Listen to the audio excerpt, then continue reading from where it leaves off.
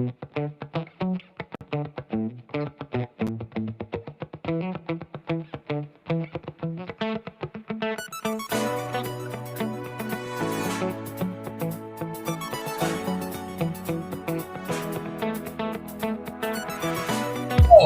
know what time it is. It's like 8:04. We're here.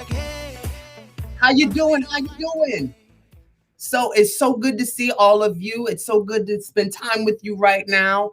I am so thrilled to have my fraternity with me, my siblings.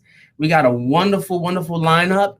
It is Beta Gamma Chi, but before we get kicked into gear and before we get moving, I just want to take the opportunity to get them on the screen, but we're going to welcome Danielle Defoe, who's a dear friend of mine, so that we can actually honor the ancestors in this space. We've been doing a lot of work. We've been doing a lot of talking. And, you know, I'll tell you, it is nothing more powerful than taking the opportunity to acknowledge those who have in many ways transitioned, who in many ways are in the struggle, and holding space for those bodies and those existence and those experiences and those lived stories, right? So I'm really, really glad to have her join us as well as having Beta on board with me right now. This is going to be beautiful. So let's get it kicking. Let's see. We are.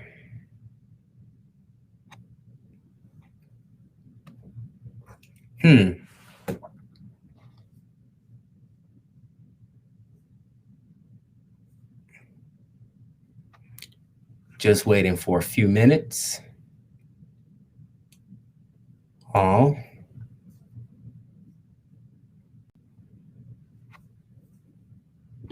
I don't think we have her yet. Huh. No, I'm here. Oh, ooh, this is even more, this is actually kind of deep. I hear your voice and I don't see you. This is like, that's just like very spiritual for me. I see you. I think you did something that kind of swiped me to the side. Oh, okay. Well, you know what? I can tell you right now, But I think her camera is on. I don't think her camera is on. Yeah, no, my camera's on. It looks like Malcolm is attempting to Justice is talking. Yeah. Saying my camera isn't on. But my camera is definitely on.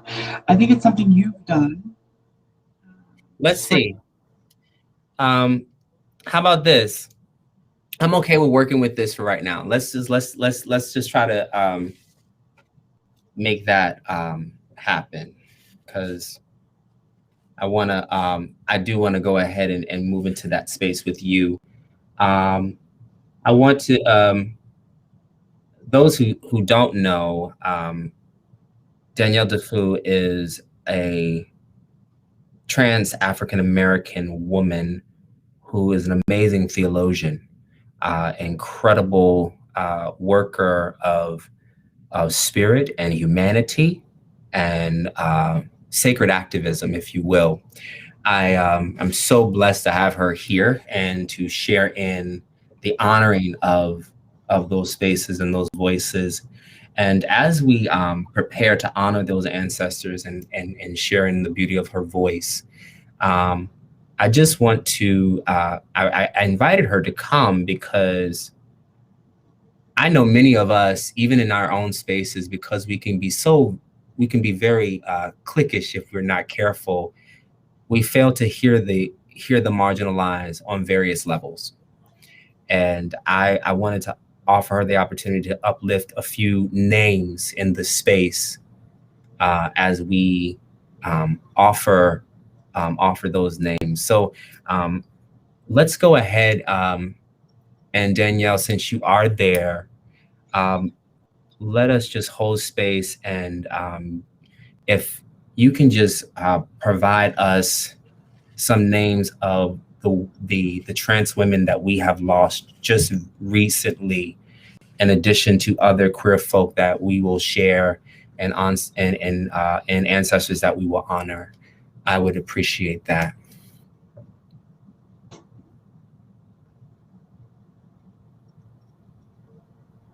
Okay.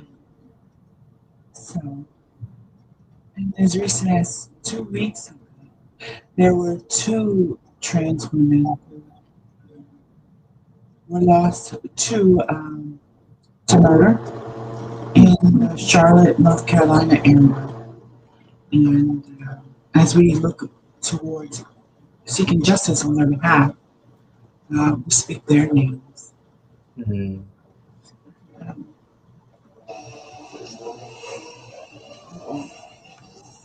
Uh-oh, I hear something and I don't think. One moment. We speak the names of also. We speak the names of Devontae, who was killed in Minneapolis. Until right. Mm-hmm. And Kaya Bryant in Columbus.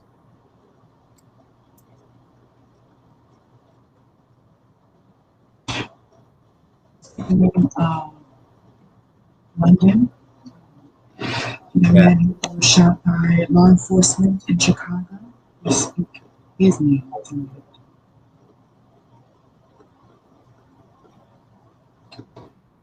Mm. Let us take a deep breath in.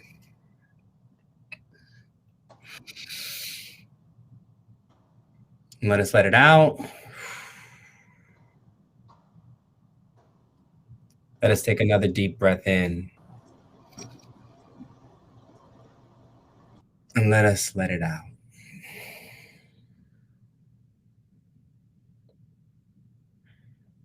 We hold these spaces, especially for Keep Living. In this space, we honor trans people, queer people of all kinds. We honor all people of color.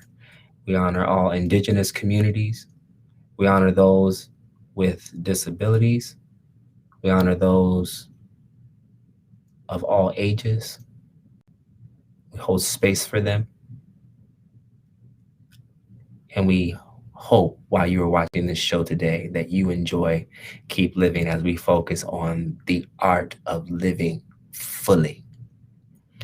Danielle, I thank you so much. And I'm sorry about the technical glitch, but I'm definitely going to have you back on here anyway quite soon because we have some other wonderful things to talk about. Yes, indeed. Really, and we will talk soon. So, Ashe.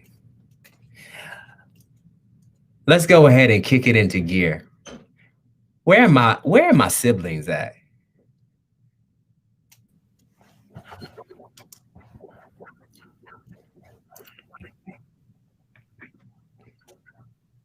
Yes, yes. The beauty of it all. Yes. Hi, family. Hi. Hey, Jay. Look, everybody, this is the fabulousness of Beta Gamma.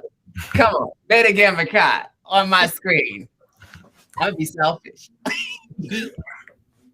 They mine. They gotta claim me anyway. Oh gosh, it's so good to see all of you. It's so good to see all of you.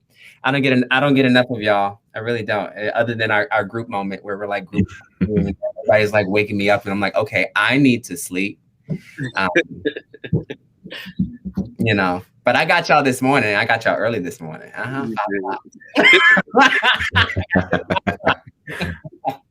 But I knew I had to hit the teachers up in the room because I was like, you know, definitely a big important thing. Let's see. We have on this page, I just want to get us started because I'm gonna give y'all a heads up now, audience. Look, we're probably gonna be here for about 45 minutes to an hour. So I need you to take care of yourself, drink plenty of fluids, open up your mind, open up your heart. If you have not, do all of those things so that you can be prepared to sit with some new stuff, to sit with things that you might have already known, and sit with things that you are probably working towards, because that's what this work is about. You don't do this work unless you're doing those three things.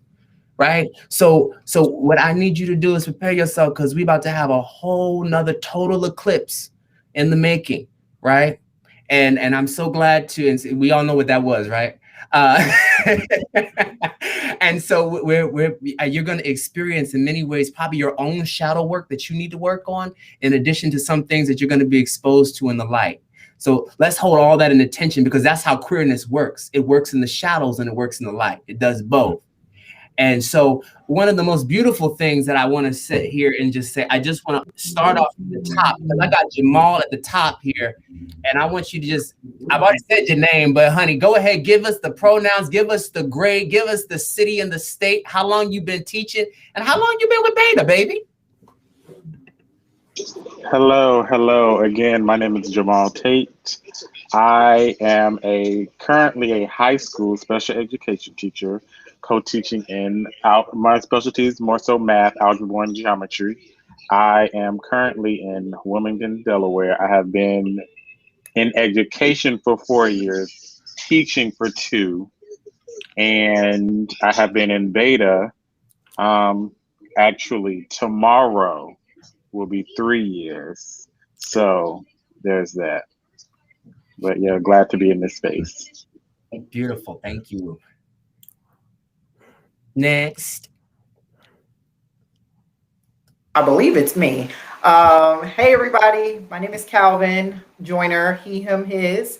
I am from Columbia, South Carolina. I currently work in higher education and I teach college freshmen Introduction to Leadership Theory.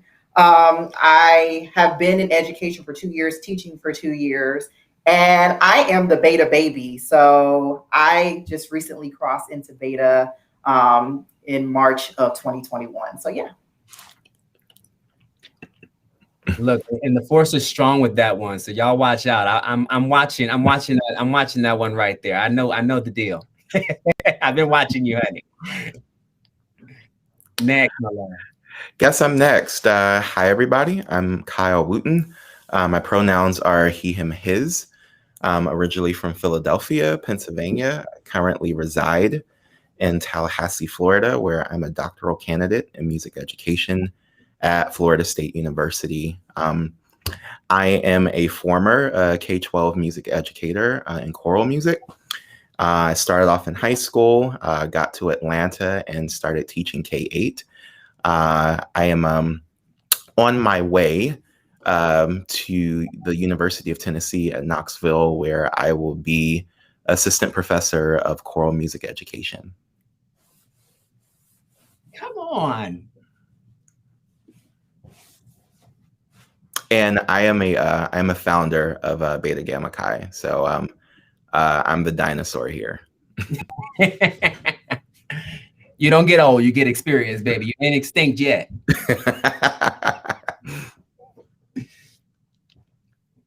Gerald, yeah. So my name is Gerald Dessis. I'm from Philadelphia, Pennsylvania. I'm finishing up my 10th year in the classroom where I've taught English education, social studies, and for the past 5 years, I've taught social justice. This summer, I am transitioning into my new role as the Director of Diversity, Equity, and Inclusion at the Philadelphia School. I'm really excited about that. And along with Kyle, I too founded Beta Gamma Chi back in 2009. Yes, he did. I love it. I love it. Anthony, you next, my love. Oh, your sound. Yeah, your sound's not on. Let's come back to you. Work on it. Work on it. Work on it. You got it, baby. Malcolm. Good evening, everyone. My name is Malcolm Richardson. My pronouns are he, him. I've been teaching I'm finishing up my 6th year. Music education, special education, concentration in English, and I am a director of performing arts and musical theater and vocal pedagogy.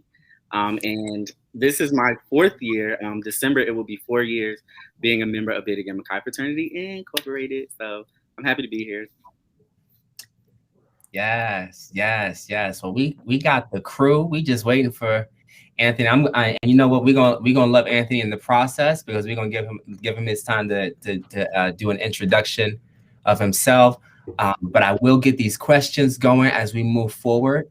And I just, this is funny. I'm gonna ask just a general question because I know my audience doesn't always know. I know they see me come up and they're like, "Oh, I love that pink and black." And I'm like, I know, it's fabulous. I know, trust me. I was looking specifically for a fraternity that had beautiful colors. But what is beyond pink and black and beyond, the fierceness that we bring? What is Beta Gamma Chi? What is it for the seasoned in the room? Well, Beta Gamma Chi, before we even had language for our evolving as Black queer individuals, it was rooted in queerness because it was rooted in being other, not necessarily being othered, but we sought a new kind of way for expressing Black queerness on our campus, and to be quite honestly, there was a lack of unity on the campus in the queer community, and so Gerald and I found ourselves in the thick of it all, and so it was our love of music, that bonded us together. We were in concert choir. Shout out to Dr. Albert Lee, who may or may not be watching, but we certainly love him because he got us together, not just in the music, but in the lessons of life. And we took to that so much as students. And so in our quest to look for other movements that were affirming Black gay men like us, who were just very young, very green, very fresh, we got this a wild idea to start our own, and we didn't have any language for it. We didn't have the business acumen. But we knew we wanted to make a difference. We wanted to bring people together. We wanted to create change. We wanted to serve, and we did it very scared. We did it not knowing how, and we did it, quite frankly, because we could. Yeah. Yes. And so today we stand as a 501c3 nonprofit organization that continues to uplift, educate, empower, love, and serve our entire community. We are radically inclusive and diverse. We continue to design and create intentional programs and events for the community. And I believe it's safe to say that we are intently building a strong bond and investing in each other, in our careers, and our lives. Yeah. I love it. I love it. I love it. Let me go back. I just wanted to step back a little bit. Anthony, are we good? I think we're good now. Are we good, guys? You gotta serve me voice, honey. You gotta serve me some voice. I think we're good. I hear it. Yes. Tell us who you are, your pronouns, where you are located, how long you've been teaching, how long you've been with Beta, my love. Listen, okay, well, I'm Anthony Watson, soon to be Cunningham. Oh, yes. My pronouns are they, them. I am in Stone Mountain, which is basically greater Georgia area.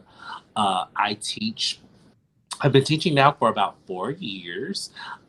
And so now it's full time, which I'm super duper excited about, because before it was like work during the day and then teach at night, whereas now we're just full time. So that's super duper exciting. I've dated now for a year. Oh my God. So this is going on the second year. I'm loving every minute of it. I love my siblings. Of course, I love, of course. I love it. I love it. Thank you so much. And this is such a great segue into everything that we're building into. As you were expressing about Beta, the story of Beta, and the kind of there's so much about it that is also a history, but so much about it is also a legend, which is very beautiful about our fraternity. I think there is something always going to have this ever evolving kind of mythology with us that I value, and I'm so glad to be a part in that way, because I think there is something about queerness that also rests in the mysteria, if you will. As we think about kind of the goal of an organization like Beta, and then we think about this topic today around reopening and schools and queerness and student-centered work. How do you see what Beta is doing permeating into your work now?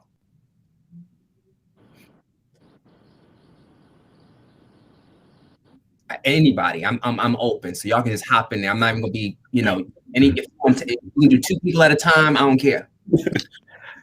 I think each sibling is, I think contextually with this episode, yes, we're all educators, but each sibling that has come into Beta Gamma Chi throughout time, we're all educators.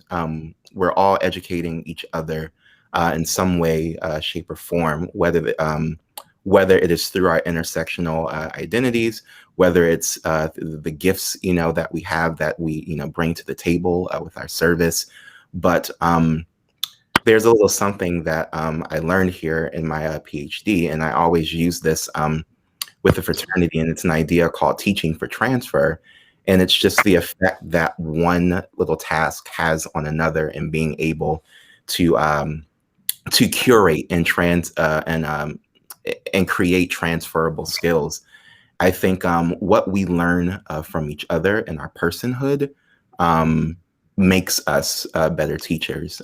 It makes us better learners of ourself, of our own mind, body, and spirits, and then our pedagogy. And might I add also, I feel like had I not joined this fraternity, I would not have really learned how to step into the world 100% me.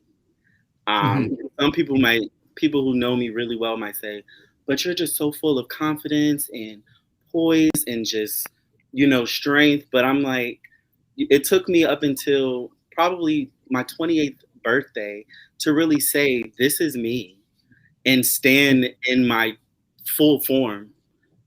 So one thing that I do take with me every single day is just the ability to be able to stand in front of a group of strangers and guide them and trust myself that what I'm doing is enough.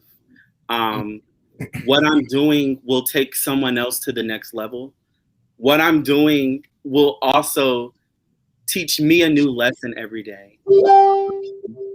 And I just really appreciate my experience with Beta and everything that I've learned.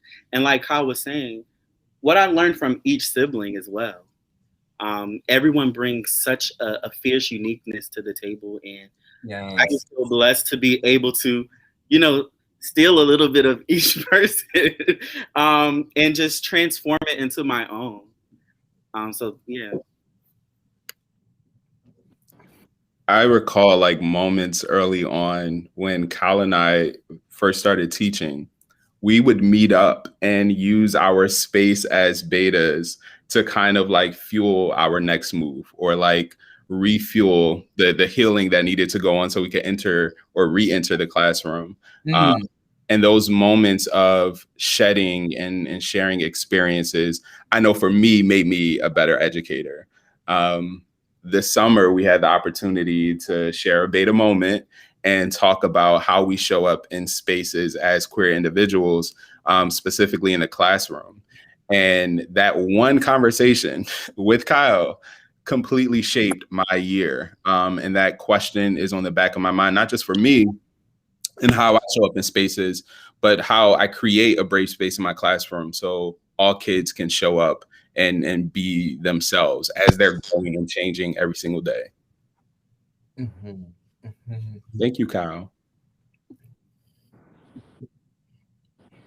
You know, I'm thank you for this, because I really, it is shaping, and it's one of the things that I you know, this platform, you know, tonight was birthed out of out of the inspiration and the work of Dr. Eric Turner, who was talking about black queer people within the context of teaching, and so, you know, that's kind of where my mind started brewing when I started this chat, and I was just so grateful to think about the work that we're doing, and then think about who we are as educators. You know, I don't talk about my education experience a lot. It's not something I do, but yes, I was a teacher at one point in my life, and I'm still teaching. I just don't do it in the classroom in the way I used to do it when I was in public school, and Montessori and Reggio Emilia and all the wonderful philosophies that I tortured myself through. I was roller skating in classes. To make sure students had a good time. I was already outside of the norm, and I had principals chasing me down the hallway because I was out of control with how queer and aesthetic, with my aesthetic I was. I was outdressing some folk too, and I had to be very mindful when I had on heels. So, coming to the parent conference and serving and slaying, that was important. I think about that. And I think about, how important it was for me to undergird my students and equip them with a palette of beingness, right? A palette in which they could explore themselves and nurture themselves, feed themselves, know who they are, and at the same time, honor their becoming. And so as I think about what Beta's process has been over the years and who we have all been becoming, I wonder how has your identity, your identity as a queer person of color in the classroom undergirded in many ways. How do you think it has undergirded your students? There's a disruptiveness that happens when you're coming into the classroom as a queer educator. I'm recalling a very formative experience when I started as an education major, and I'm going to lift up the name Dr. Emery Petschauer, who is a professor of English education at Michigan State.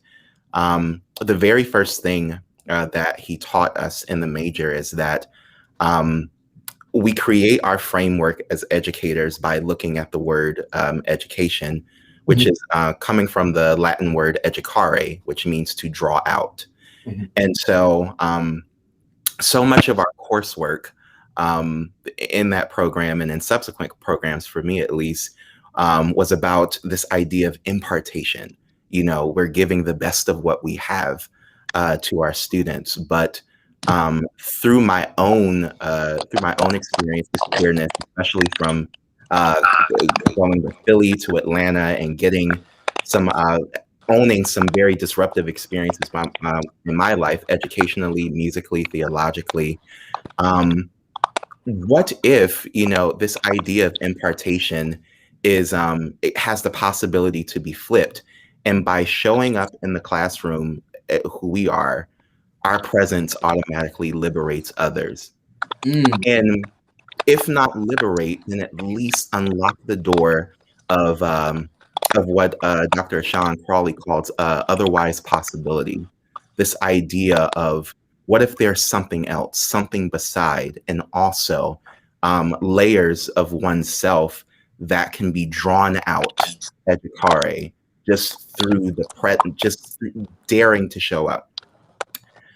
And so through my own experiences with exploring the dimensions of my queerness, maybe it's not so much about impartation and this idea of teacher to student, but some type of interdependency between teacher and student in a way that having them draw out the very best in me, things known and unknown, and vice versa. Okay, all right. I hear you over there. I hear you. I hear you over there. I need to put on. I hope you got on your thinking caps, family. You know, because it's about to be deep. Who, Calvin, hop in here for me. I want to hear your magic, love. Yeah, I mean, I agree with Kyle. I mean, for me, when I go into the classroom, I work with college students, so I have the ability to just bring my authentic self and just really just speak to them on a really casual level and just let them know, like, you know, this is who I am, and I'm proud to be a gay Black male, and it just empowers me, and I think they see that, and I think they really gravitate towards that. And even the students that I don't teach, I have a lot of students come to my office and just say, "Hey, are you Calvin?" And I'm like, "Yeah." And they're like, "Well, I heard about you." And I'm like, "Oh, well, you know, it feels good to have, you know, students see me for who I am and, you know, talk, you know, about me in a positive manner to other students, and students see or hear that and they come to me and just want to sit with me and just want to talk with me. It's amazing and it's a beautiful feeling. So yeah, I definitely agree with Kyle that, you know, whatever space you go into, you know, the students see that and the students see you for who you are and they gravitate towards that. And there's reciprocity there where they are giving them they're giving their self, their authentic self. I'm sorry, y'all. And then also you're able to do the same thing too. So yeah.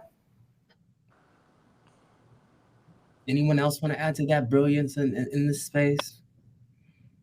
I mean, just to add to it, I guess, because for myself, I'm working with adults, right? So I'm working with parents. I'm working with that single mom who feels insufficient. And so because of Beta and knowing who stands in your arena, who cheers for you, it brings upon another level of with due about my authenticity, that I'm bringing something life-giving to this person that thinks they may not succeed. And so because of Beta, I'm able to lean on that strength to give them something that's empowering, that goes beyond gender, it goes beyond sexuality, it goes to their soul.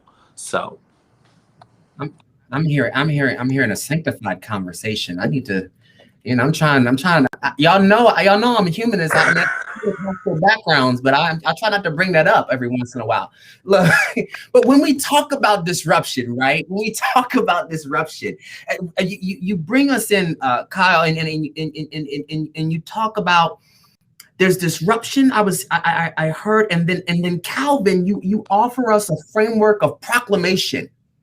Someone be able to call you out in an affirmation, and basically you kind of, your ears gravitate towards the love, right? I mean, it's very house ball, right? We love the adulation and the applause. We do, and we are affirmed in that. We are seen, and we are seen when we were considered to be unseen. We are heard when we were told to be unheard.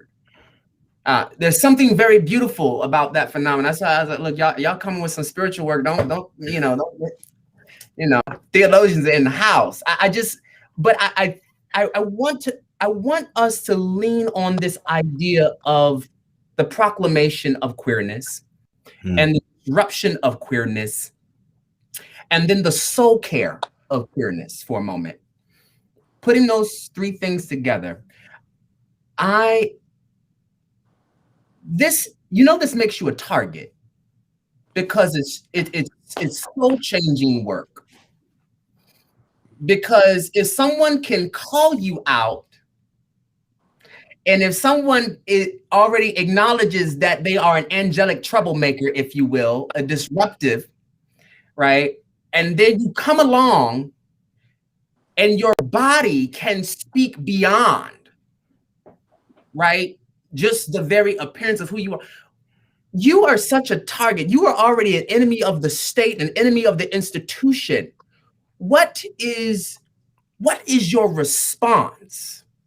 And what experiences have you had that have allowed for you to see how much of a target you are?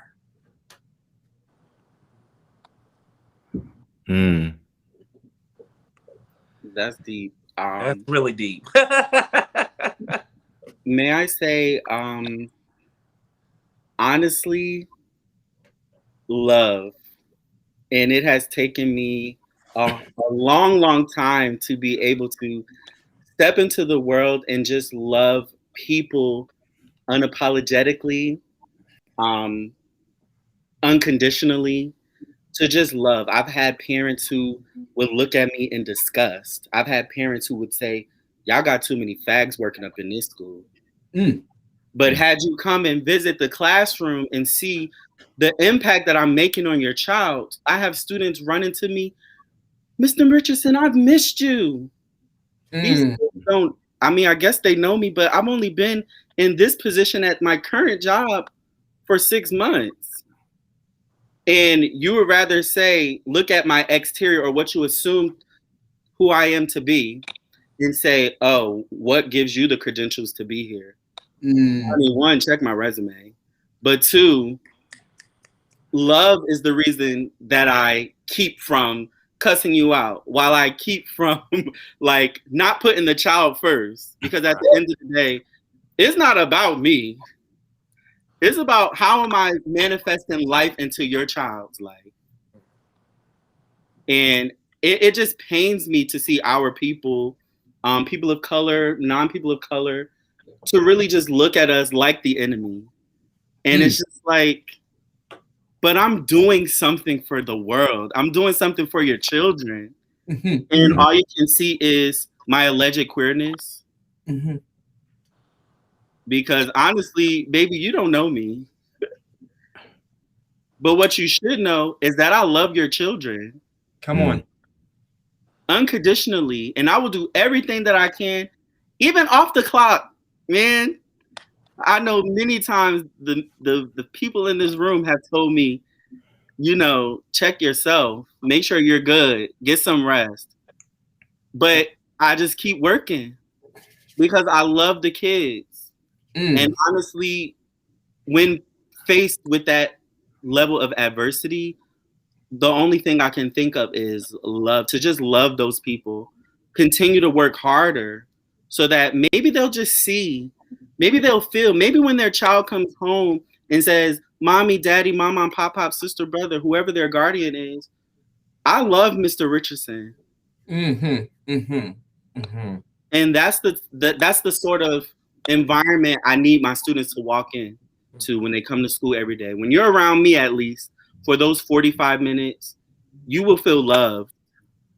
You will know that this man is here for me.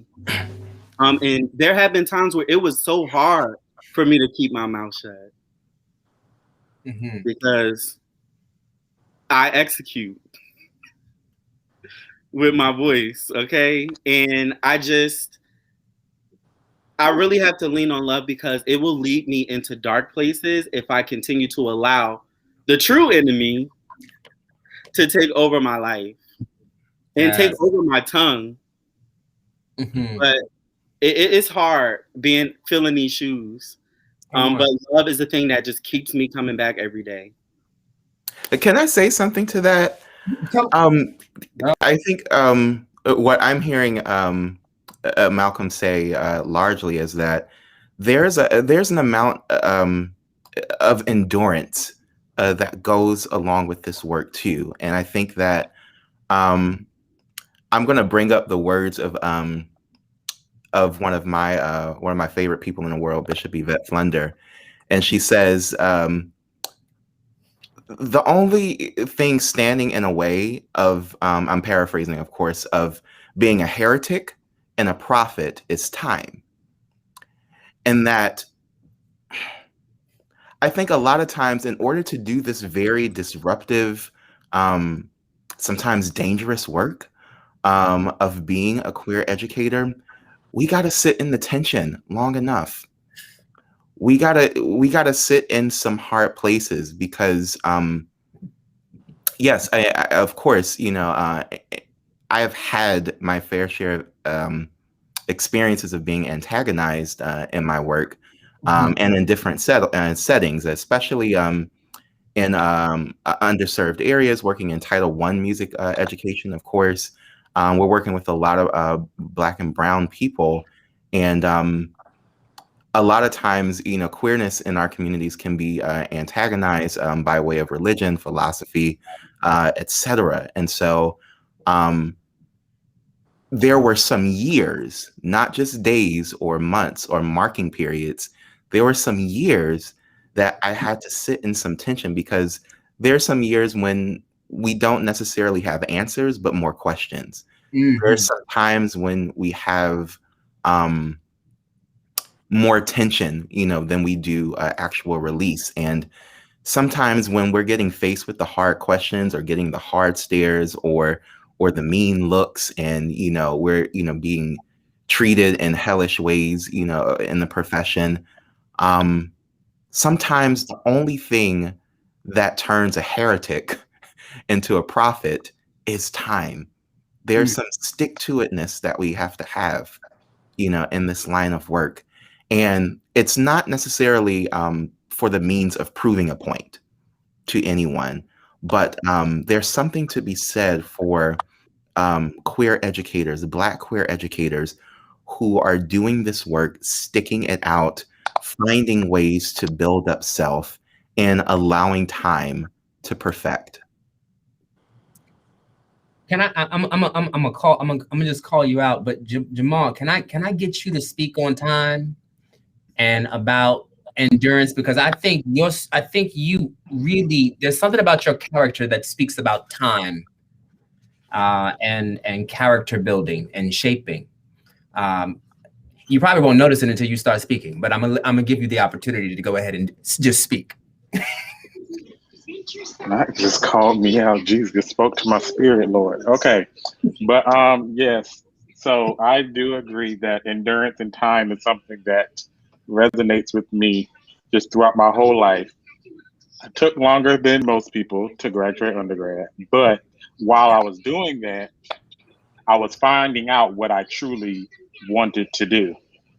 And then also speaking to sexuality, I took longer than most people to fully come into who I am. I thought I was bisexual for a little while. It is what it is. Experimented, did what I wanted to do. Um, Finally came into the fact that, oh, okay, I guess I'm just gay because girls don't necessarily do it for me. But then also now I'm like, I don't know. It's very confusing in my mind. So it's like it takes time for me to get to places that I would think, oh, I can get this quick. I'm smart. I'm intelligent. I can get to these places quick or get through these things quick. But like sometimes some things don't come as naturally. Like I'm working on a lot of things within myself now that's like digging through some stuff. And it's like, whew, it took time for me to be able to dig through that stuff without breaking down. So yes, endurance is something that we have to have. Like literally, like if just as a gay male, gay Black male, even more. Like that's two targets right there. Being a gay male, boom, one target. Gay and Black, basically, like you already targeted.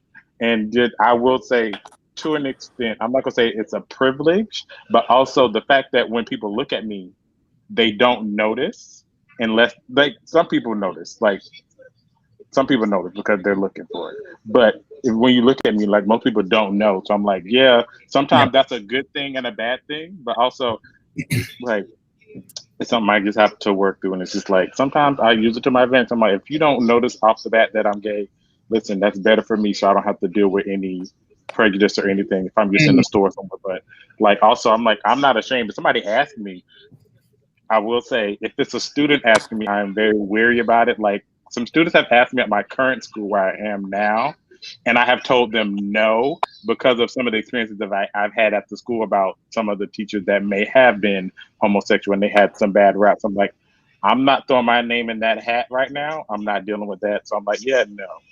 But like if someone asks me on the street, well, not on the street, but like if someone asks me, like, because they're trying to get to know me, I'm like, I'm gonna tell them. Like, but I also don't feel like I have to say it all the time. I'm like, oh, I'm gay. I'm like, I just live looking at me. If you look at me and talk to me, you'll probably find out. But like also being the loving, caring person I am, it's like it comes out. But do I have to say it all the time? No. But also that's some things I'm working through, digging up on. But yes, that is my piece on endurance, time, all that stuff. That's so beautiful to think about in the long run, because I mean, we don't talk about, like, it's one thing for us to be a target. It's another thing for us to have, to actually experience love and then experience life. But in many cases, anyone who is on the margins, anyone who becomes a target, also has to sit with the art of survival, and that there is no ethic for survival. Right? And knowing that in many ways, as queer Black, queer Black folk, that we were never meant to survive, right? We were never meant to survive. And so we have to honor that, and honor that as every morning we wake up, we are a site of resistance. And so I want to, I know we don't have a lot of time, but I'm not going to condition it on time, because I feel the workings of this work right now. But I do want to get us to a place where we can talk about sites of survival. And I want to think about a site. I want to talk about the program, the after school program that we are working on as a site of survival. That we, pardon me as I get full, because I would like to think of it as a site of survival, because it offers us the opportunity to also provide a framework for living the best life. Because some of us didn't get the opportunity to create or have or experience at first glance the best life. But if we can create a program that in many ways ensures the best life, what is our site, Gerald, of survival that is being created right now? As you were speaking, I was thinking about, and Malcolm can also speak to this, every single year around November, December, we go through our application process for new members. And no matter who we're speaking to, what part of the country they're from, how old they are, the career paths that they've chosen, one line is very similar, and that is their upbringing and some of the struggles that they had to encounter and endure, just walking in their truth or figuring out who they were. And for those of us who have who came out at a younger age, or went through high school and college and experienced bullying or some level of trauma because of our sexuality or because of our queer identity, it's heartbreaking. It's really heartbreaking. And after a while, we decided, okay, like this has to stop, right? And so what are we doing as an organization to work towards creating this community for queer youth, where they have resources, they have the development and the support that they need to live openly and freely and safely, right? We may not see that in our lifetime, but we can put in the work so that it eventually gets there, right? So last summer, we had the idea to create an after-school program. And I remember talking to one of our siblings, Dominic Bradley, about creating a curriculum. And Dom passed on a resource. Dom said, here is the National Women's Law Center. They created a curriculum called Brick by Brick. And we looked into it. It was just the perfect fit. What this curriculum does is it speaks to the experiences and identities of students of color, specifically queer students of color. And it teaches them about like a know your rights education, histories that are not commonly shared. My Siri, she's going off right now. Histories that are not commonly shared and stories that are not commonly told in our social studies classrooms and our humanities classrooms in schools. So what this curriculum does is essentially rolls out a 10-week unit on LGBTQ equality and advocacy. And it teaches students, no matter what their gender identity is or no matter what their sexual orientation is, it teaches them how to be an ally, how to be an advocate, and how to be an activist in this work. So we have adopted that curriculum and we've partnered with NWLC to create this program. And right now we are like 2 weeks away from piloting a few of those lessons at the Philadelphia school with 48th grade students, 48th grade students who are about to be exposed to some content that they haven't even, discussed or thought about in their schooling. And so that's really exciting for them to like experience this and go on to high school, engaging in advocacy. But in order to grow this program, in order to essentially get this in other schools and in other networks and school districts, we need the support of our community members, of our allies. And so I'm asking all of you watching and all of you that may watch this later on to visit our website, www.betagammachi.org.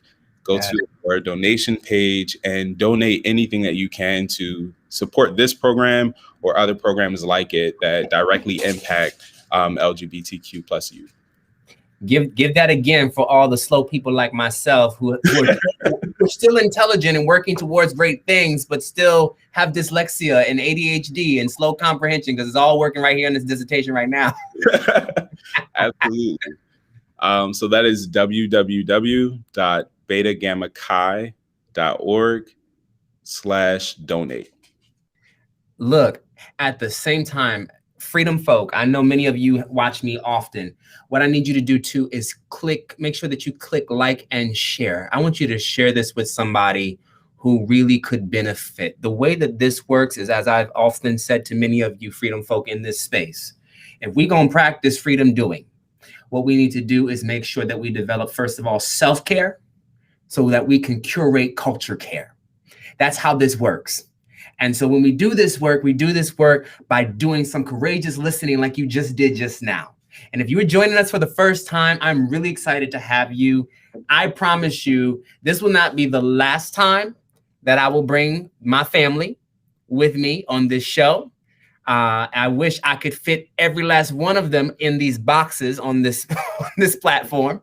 And I want to honor the time of my beloveds so that they can take care of themselves, because they are constantly doing work and they are getting up early in the morning and they are in many ways practicing their humanity. And I want to honor them while they practice their humanity and practice their full self and to get some rest. So I want to thank all of you. Thank you so much, Jamal, Calvin, Kyle, Gerald, oh, Malcolm, oh, Anthony. I just love y'all. I thank you so much. Thank you for feeding me. Thank you for feeding me today. And I appreciate you all. Justice, my beloved, can we kick my music so we can jam out?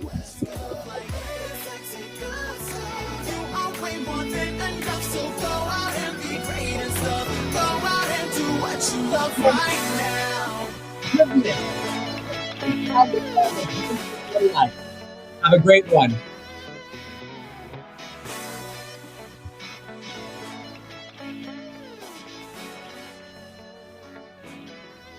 Play your air guitar. Play your air guitar. I see you.